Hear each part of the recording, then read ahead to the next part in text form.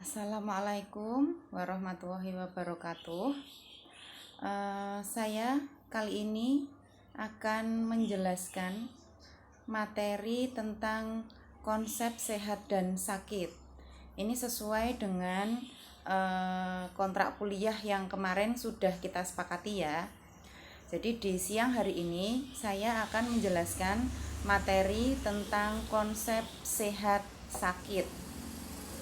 Nah, pertama kita harus tahu dulu sehat itu seperti apa. Yang dikatakan sehat itu apa? Definisi sehat itu apa? Nah, ini yang pertama, pengertian sehat menurut WHO, bahwa kesehatan adalah health is a state of complete physical, mental, and social well-being, and not merely the absence of disease or infirmity. Jadi artinya definisi sehat menurut WHO adalah sehat itu ya komplit, keseluruhan. Fisiknya sehat, mentalnya sehat, dan sosialnya juga sehat. Selain itu juga bebas dari penyakit dan kesakitan. Bebas dari penyakit atau kesakitan. Sosial di sini adalah punya hubungan sosial yang baik atau hubungan bermasyarakat. Jadi yang sehat itu ternyata tidak hanya badannya saja yang sehat, tapi juga mentalnya juga sehat, kehidupan sosialnya juga sehat. Selain itu juga bebas dari penyakit atau tidak menderita sakit. Nah, ini adalah kesehatan menurut Undang-Undang Nomor 23 Tahun 1992. Kesehatan adalah keadaan sejahtera dari badan, jiwa, dan sosial yang memungkinkan setiap orang hidup produktif secara sosial dan ekonomi. Jadi hampir sama ya pengertian kesehatan menurut WHO dan juga menurut Undang-Undang Nomor 23. Intinya adalah kalau sehat itu secara keseluruhan, badannya sehat, fisiknya sehat, jiwanya sehat, kondisi sosialnya sehat. Cuma kalau di Undang-Undang Nomor 23 ditambah dengan sehat juga secara ekonomi. Nah, jadi selain sehat secara fisik, mental dan sosial, kita juga harus sehat secara spiritual. Karena Indonesia dikenal sebagai negara yang kehidupan agamanya sangat kuat. Ini terlihat dari sila pertama Pancasila yang berbunyi ketuhanan yang Maha Esa. Jadi artinya Indonesia adalah negara yang memang punya kehidupan beragama yang sangat kuat. Jadi kalau kita ngomong tentang kesehatan, berarti kesehatan secara keseluruhan ya, sehat secara semua, lengkap, dari fisiknya, dari sosialnya, dari mentalnya, dari ekonominya, dan juga dari sisi spiritualnya. Yang selanjutnya, ini adalah ini gambar orang sedang olahraga, artinya kita akan bahas tentang sehat secara fisik. Apa itu sehat secara fisik?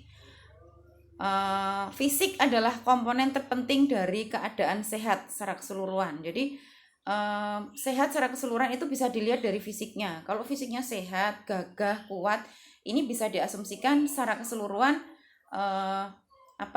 dia sehat gitu ya. Jadi fisik itu merupakan jendela. Jadi orang mau melihat kita sehat atau enggak ini dilihat dari fisiknya kita. Kita gagah, kita tegap, kita punya tubuh yang tidak luka. Kan kalau luka kan kelihatan ya, kita punya tubuh yang tidak luka, berarti bisa dikategorikan orang lain melihat bahwa kita tuh sehat. Kemudian menurut Kamus Besar Bahasa Indonesia, kesehatan fisik ialah kondisi baik terbebas dari sakit seluruh badan dan bagian-bagiannya. Jadi kalau menurut Kamus Besar Bahasa Indonesia, sehat secara fisik ya tidak ada luka dalam tubuh kita, semua baik, semua sehat. Kalau ada luka artinya kita belum sehat. Dari seluruh organ tubuh jadi keseluruhan organ tubuh berada dalam kondisi yang optimal serta dapat berfungsi dengan normal. Ini sehat secara fisik. Kemudian bagaimana cara menjaga kesehatan secara fisik? Ada beberapa hal yang harus kita lakukan kalau kita memang pengen sehat secara fisik.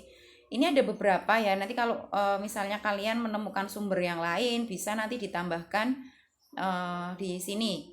Salah satunya di situ ada gambar-gambar ya. Tidur dengan cukup. Ini juga salah satu cara untuk menjaga kesehatan secara fisik. Kemudian mengkonsumsi makanan-makanan sehat, makanan-makanan bergizi seimbang. Mahal belum tentu sehat. Jadi tidak semua makanan yang kategori murah itu tidak sehat, tidak. Jadi nanti kalian harus bisa pandai memilih dan memilah mana makanan yang dikategorikan sehat dan mana makanan yang dikategorikan tidak sehat. Contoh ya, seperti Pizza Hut, itu harganya mahal, tapi sehat atau tidak Pizza Hut? Kalau kita lihat dari kacamata kesehatan, tidak sehat. Karena junk food, makanan siap saji, kemudian hanya banyak kalorinya, vitaminnya tidak ada, proteinnya tidak ada. Sama tempe, sehat mana? Tentunya sehat tempe. Tempe harganya lebih murah, tapi kandungan gizinya lebih baik, lebih bagus untuk kesehatan. Kemudian kita rutin memeriksakan kesehatan kita ke dokter atau check up berkala ke dokter. Kemudian rajin berolahraga. Olahraga apapun, olahraga tidak harus mahal, tidak harus kita datang ke studio gym, tidak harus seperti itu. Kita jalan-jalan aja, jalan pagi, lari-lari kecil, ini juga salah satu contoh olahraga. Nah, ini sehat secara mental. Tadi sudah kita bahas sehat secara fisik ya. Setelah ini kita akan bahas sehat secara mental. Sehat mental adalah terwujudnya keharmonisan dalam fungsi jiwa serta tercapainya kemampuan untuk menghadapi permasalahan sehari-hari sehingga merasakan kebahagiaan dan kepuasan dalam dirinya. Jadi yang dimaksudkan di sini adalah kalau sehat mental ini kembali ke diri kita masing-masing. Kita merasa mental kita sehat atau tidak. Kalau kita selalu merasa bahagia, kita puas dengan apa yang sudah kita peroleh, ini artinya kita sehat secara mental. Kalau sehat mental ini tidak bisa diukur dari orang lain, tidak bisa melihat. Ada orang yang dia punya fisik yang bagus, tidak cacat, tapi ternyata dia tidak sehat secara mental. Tapi ada orang yang fisiknya tidak terlalu kuat, misalnya jalan harus dibantu dengan kursi roda atau dengan tongkat, tapi ternyata punya kondisi mental yang sehat.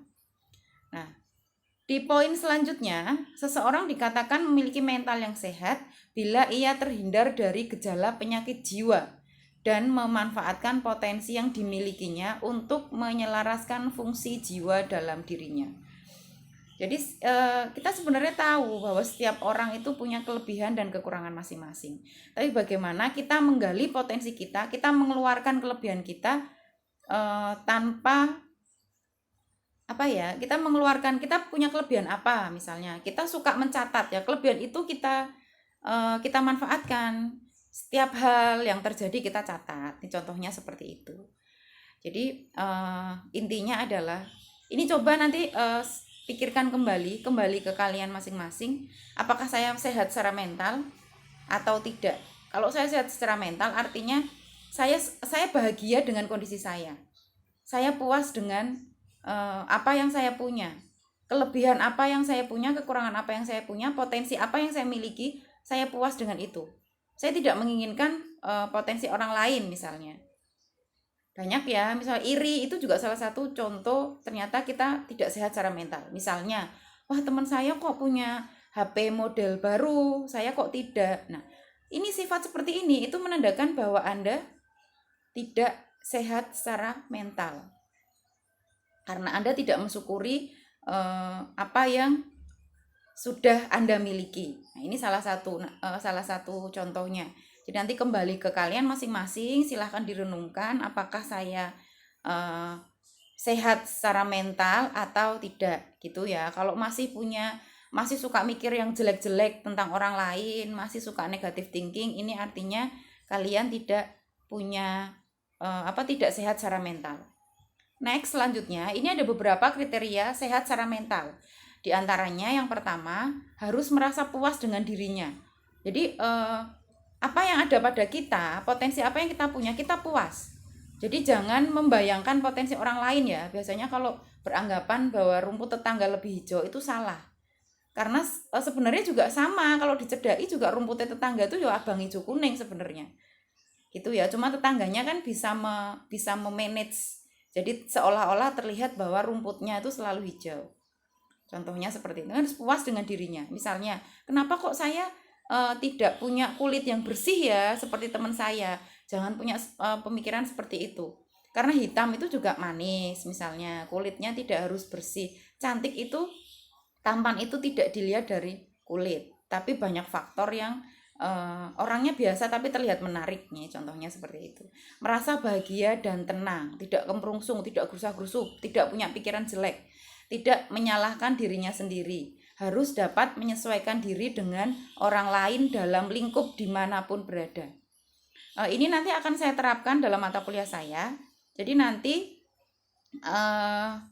saya akan membuat konsep yang kalian akan kerja secara tim. Karena ini kita pembelajaran daring, jadi nanti timnya tidak banyak, maksimal hanya 2 orang saja. Jadi nanti akan saya buat konsep kerja sama tim, apakah kalian bisa bekerja sama dengan orang lain atau tidak. Ini, kemudian harus dapat menerima kritik serta emosi dan tidak mudah tersinggung. Setiap orang, saya yakin setiap orang pasti bisa menerima pujian, tapi tidak semua orang siap menerima kritik dan saran.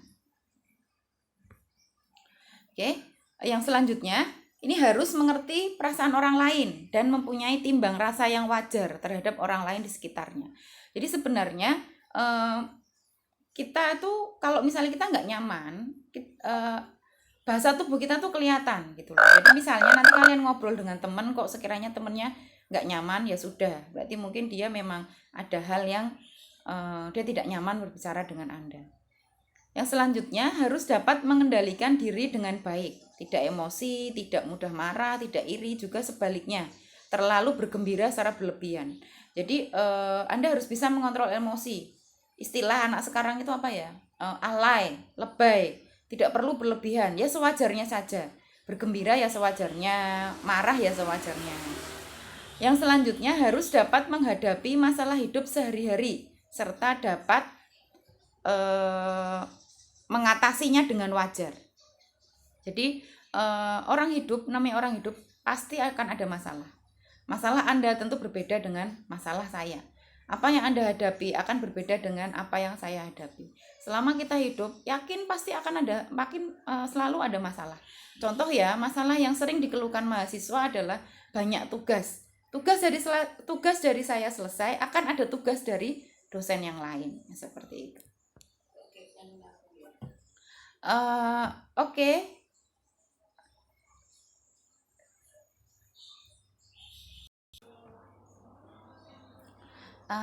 Oke, next. Ini slide selanjutnya. Ini menceritakan tentang bagaimana kita menjaga kesehatan mental. Yang pertama, kita harus selalu senyum. Kemudian think positif, talk positif, feel positif. Jadi berpikir positif, berbicara yang baik-baik, dan merasakan yang baik-baik. Kemudian cukup tidur, bangun pagi, jangan lupa olahraga, mengkonsumsi makanan-makanan yang sehat, dan selalu bahagia. Ini gambar orang gendut itu selalu bahagia. Oke, selanjutnya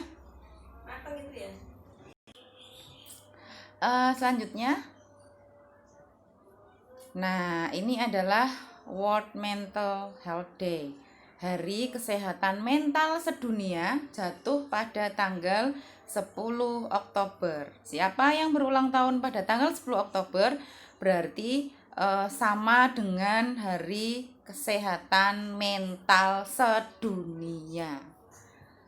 Nah, ini tadi kita sudah bahas tentang sehat secara fisik, sehat secara mental. Ini kemudian slide selanjutnya adalah sehat secara sosial. Sehat secara sosial, kemampuan untuk hidup bersama masyarakat di lingkungannya dengan penuh rasa kebersamaan, tolong-menolong, saling menghormati, dan saling menghargai. Kriteria sehat secara sosial antara lain: 1. Punya kehidupan bersama dengan saling menghormati dan saling menghargai. 2. Rasa tanggung jawab yang sesuai dengan peran dan kedudukannya dalam masyarakat. 3. Rasa bahagia dan puas diri dengan apa yang mampu dicapai dalam kehidupan sehari-hari. 4. Hidup secara efektif dalam suasana hidup bersama yang didukung oleh perilaku hidup sehat. Jadi, cerita singkatnya begini, kalau Anda punya kehidupan sosial yang baik, artinya Anda juga punya hubungan yang baik dengan tetangga sekitar, dengan tetangga kanan kiri, dengan teman. Anda punya hubungan baik. Jadi jika Anda, kadang kan ada ya yang misalnya dengan sebelahnya, dengan tetangga sebelahnya atau dengan temannya itu tidak punya hubungan yang tidak baik, ini artinya Anda tidak sehat secara sosial. Kalau Anda pengen punya hubungan yang baik dengan teman, dengan tetangga, dengan saudara, caranya bagaimana? Caranya ya tadi, hidup saling menghormati, saling menghargai, tahu peran dan kedudukannya masing-masing. Kemudian bahagia dengan dirinya sendiri tanpa menjelekkan orang lain. Hidup secara efektif dengan menerapkan perilaku hidup sehat. Nah, ini bagaimana kita menjaga hubungan sosial kita dengan baik? Ya, ini kita harus punya rasa saling menghormati, menghargai. Kita punya rasa tenggang rasa. Kita bisa punya tempo selero yang baik antar sesama, dengan tetangga, dengan teman, dengan saudara. Nah, selanjutnya sehat secara spiritual. Keadaan di mana seseorang menjalankan ibadah dan semua aturan-aturan agama yang dianutnya. Kita tahu ya, di Indonesia itu ada beberapa agama. Jadi tidak hanya agama Islam saja, tapi juga ada Katolik, Kristen, Hindu, Buddha, Konghucu. Nah, ini juga ini agama-agama yang ada di Indonesia. Jadi kita diminta, kita harus hidup saling menghormati, tenggang rasa antar sesama pemeluk agama. Jadi jangan punya pemikiran aku nggak mau temenan dengan orang yang agama Kristen misalnya, atau aku hanya mau temenan saja dengan orang yang seagama. Ini tidak boleh, karena kita harus menghormati tadi ya, kembali kita menghormati, menghargai agama yang dianut oleh orang lain. Karena masyarakat Indonesia terkenal sangat religius. Ini bisa dilihat dari dasar ideologi Pancasila, dasar ideologi bangsa Indonesia, yaitu Pancasila pada sila pertama, ketuhanan yang berbunyi ketuhanan yang Maha Esa. Ini artinya masyarakat Indonesia religius, menganut agama masing-masing, bisa hidup saling berdampingan walaupun berbeda agama, bisa saling menghormati dan bisa saling menghargai. Mereka bisa menjalankan ibadah mereka masing-masing dengan aturan-aturan di agamanya masing-masing tanpa merasa terganggu, tanpa merasa takut, dan tanpa merasa terbebani atau tertekan. Nah, mayoritas di tempat kita di prodi RM adalah beragama Islam. Ini saya ambil salah satu contohnya. Ini ada Allah. Nah, ini sehat secara ekonomi. Jadi kalau kita ngomong kesehatan itu berarti keseluruhan, dari tadi fisiknya, mentalnya, kemudian sosialnya, setelah itu spiritualnya, dan ini yang terakhir sehat secara ekonomi. Bagaimana seseorang dikatakan sehat secara ekonomi? Ini terlihat bila seseorang produktif, artinya mempunyai kegiatan yang menghasilkan sesuatu yang dapat menyokong hidupnya sendiri atau keluarganya secara finansial. Tapi ini jika sudah dewasa. Tapi bagaimana dengan mahasiswa, dengan anak-anak sekolah? Apakah tidak bisa dikatakan sehat secara ekonomi? Oh, bisa. Bagaimana anak sekolah atau mahasiswa dikatakan sehat secara ekonomi? Jika mereka berprestasi. Ya, jika mereka mampu berprestasi, ini artinya mereka sehat secara ekonomi. Kalau orang dewasa jelas bekerja, punya penghasilan, ini dikatakan sehat secara ekonomi. Kemudian bagaimana dengan pensiunan atau usia lanjut? Apakah tidak bisa dikatakan sehat secara ekonomi? Oh, bisa. Bagaimana untuk usia lanjut sehat secara ekonomi? Sehat secara ekonomi untuk mereka yang pensiunan dan usia lanjut adalah mereka masih mampu melakukan pelayanan ke masyarakat. Misalnya, masih bisa berangkat ke pengajian, masih bisa menolong orang lain. Ini artinya sehat secara ekonomi untuk usia lanjut atau pensiunan. Produktif secara sosial, artinya mempunyai kegiatan yang berguna bagi kehidupan mereka. Ini untuk yang tadi ya, usia lanjut.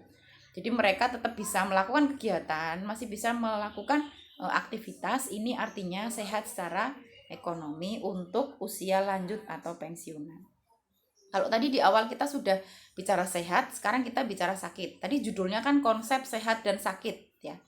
Sudah ada bayangan ya, tadi kan judulnya konsep sehat dan sakit. Kalau tadi di awal sudah kita bahas sehat, sekarang kita bahas yang sakit. Sakit menurut WHO adalah suatu keadaan yang tidak seimbang atau sempurna seseorang. Sakit adalah suatu keadaan yang tidak seimbang atau sempurnanya seseorang dari aspek medis, fisik, mental, sosial, psikologi, dan bukan hanya kesakitan tetapi juga kecacatan. Kemudian ini menurut Perkins, sakit adalah suatu keadaan yang tidak menyenangkan yang menimpa seseorang sehingga seseorang menimbulkan gangguan aktivitas sehari-hari dalam aktivitas jasmani, rohani, dan aktivitas sosialnya. Jadi intinya kalau sakit itu ya keadaan yang tidak mengenakan, kondisinya tidak seimbang. Misalnya nih, dia sehat secara fisik tapi tidak secara mental. Berarti ini disebut sehat nggak? Enggak, berarti dia masuk ke kategori sakit. Karena kalau dikategorikan sehat berarti secara keseluruhan, secara aspek keseluruhan itu sehat dari aspek fisik, mental, sosial, spiritual, dan ekonominya. Nah, banyak orang yang mengatakan penyakit sakit ya. Disease itu penyakit dan illness itu sakit. Di mana perbedaannya? Disease itu apa? Illness itu apa? Yuk lihat. Sakit. Nah, sakit tadi apa? Sakit illness. Sakit adalah persepsi seseorang bila merasa kesehatannya terganggu. Persepsi seseorang loh. Tapi kalau penyakit adalah proses fisik dan patofisiologis yang sedang berlangsung dan dapat menyebabkan keadaan tubuh atau pikiran menjadi abnormal. Jadi gini, saya kok merasa nggak enak badan ya. Ini dikategorikan sakit atau enggak? Iya, ini karena persepsinya dia sakit. Tapi belum tentu kalau dicek di lab atau diperiksa dokter dia kondisinya sakit. Jadi kalau sakit itu hanya persepsi. Oh, saya kok ngerasa nggak enak badan ya. Saya kok ngerasa mual. Ini berarti saya sakit. Oh, belum tentu. Gitu ya. Jadi kalau sakit itu hanya persepsi, tapi kalau penyakit itu sudah dicek, sudah diperiksa, memang kondisi tubuhnya tidak normal. Jadi nanti jangan bingung kalau ada kapan seseorang dikatakan illness, kapan seseorang dikatakan disease, kapan sakit, kapan penyakit. Nah, ini harus tahu bedanya. Jadi kalau sakit itu persepsi seseorang. Persepsi saya akan berbeda dengan persepsi Anda. Itu ya. Jadi ini kalau sakit itu hanya rasane wae. Kok saya merasa? Nah, tapi kalau penyakit itu memang sudah jelas, sudah diperiksa, sudah dilakukan pengecekan, sudah diperiksa ke dokter, sudah dicek lab, ternyata hasilnya tidak normal, ini dikatakan penyakit. Ini konsep sederhana hubungan antara agent, host, dan environment. Yuk kita lihat agent. Nanti kan ada host, agent. Ini kondisi yang normal ya. Kondisi yang normal itu antara host, agent, dan environment itu seperti timbangan seimbang. Nah, bagaimana kalau nanti hostnya lebih berat atau agentnya lebih berat? Nah, ini nanti kita bahas selanjutnya. Oke, yang pertama agent. Apa agent? Agent suatu bahan atau substans, hidup atau tidak hidup, jelas atau tidak jelas, yang keberadaannya secara berlebihan akan menjadi penyebab suatu penyakit tertentu. Jadi ini gambaran kasarnya. Jadi antara host manusia dan agent itu katakan virus dan bakteri. ini kondisi lingkungan yang baik, maka agent tidak akan bisa mempengaruhi host. Jadi hostnya tidak akan bisa sakit. Ini konsep timbangan sederhana, nanti diperhatikan dulu.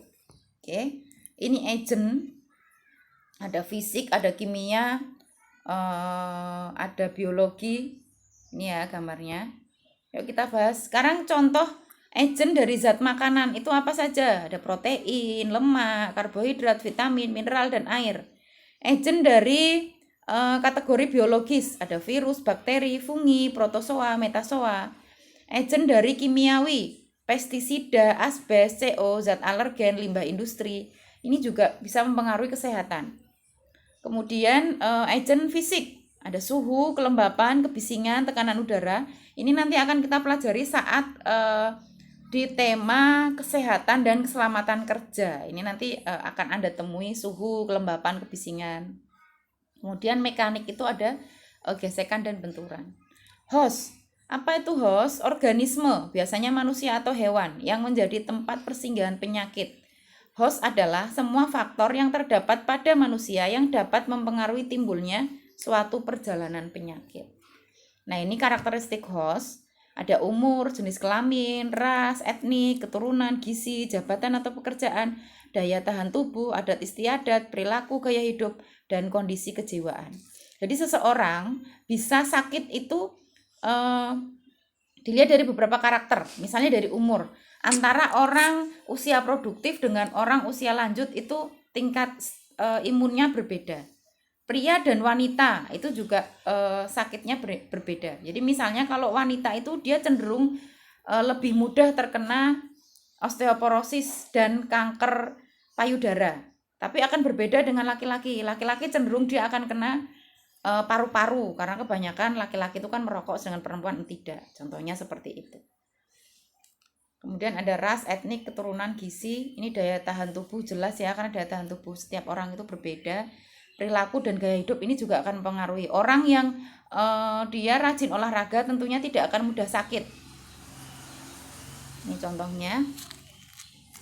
Nah, sedangkan lingkungan, apa itu lingkungan? Segala sesuatu yang berada dalam kondisi eksternal yang menyebabkan atau memungkinkan penularan penyakit. Jika lingkungan tidak baik, maka host akan mudah terserang penyakit. Nah, contohnya seperti itu. Kalau tadi lingkungannya baik, nih ya kita kembali ke sini. Nih, kondisi lingkungan baik, otomatis agen tidak akan bisa mempengaruhi host. Ini kondisi yang sehat.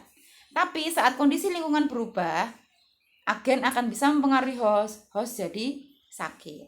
Contohnya seperti itu.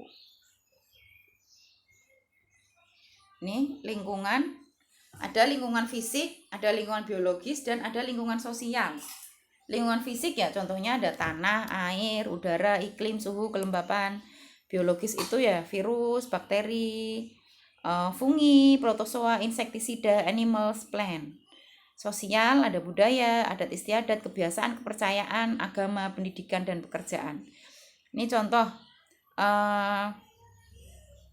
saya ambil ini contohnya tingkat dari sisi kepercayaan. Misalnya gini, masyarakat di daerah Kudus dia percaya kalau tidak boleh mengkonsumsi daging sapi. Padahal secara kesehatan daging sapi itu kan banyak gizinya ya, proteinnya tinggi. Contohnya seperti itu. Nah, mereka menghindari tidak makan itu gitu. Jadi ini juga akan berpengaruh ke agen dan ke host. Nah, ini tadi ya yang hubungannya sehat, host dan agen seimbang. Tapi yang kedua ini menderita penyakit karena daya tahan tubuh hostnya lemah. Hostnya lemah, kondisi lingkungan berubah, akhirnya host jadi tinggi. Akhirnya ini kan timbangan toh. Kalau yang berat itu kan pasti di bawah. Kalau yang ringan itu pasti di atas. Jadi kalau ini hostnya di atas, berarti kan penyakit agennya lebih banyak, virusnya lebih banyak. Kalau virusnya banyak akan menyerang orang, maka jadinya orang jadi sakit. Nih, yang ini juga sama nih, menderita penyakit karena kemampuan agen meningkat. Kemudian menderita penyakit karena lingkungan berubah. Misalnya dari musim penghujan berubah ke musim kemarau. Nah, ini kan biasanya kita membutuhkan daya tahan tubuh yang ekstra karena kita masuk ke musim pancaroba. Ini juga akan pengaruh. Kalau kita tidak punya kondisi atau punya sistem imun yang bagus, maka kita akan mudah sakit. Oke, ini seperti fenomena gunung es ya.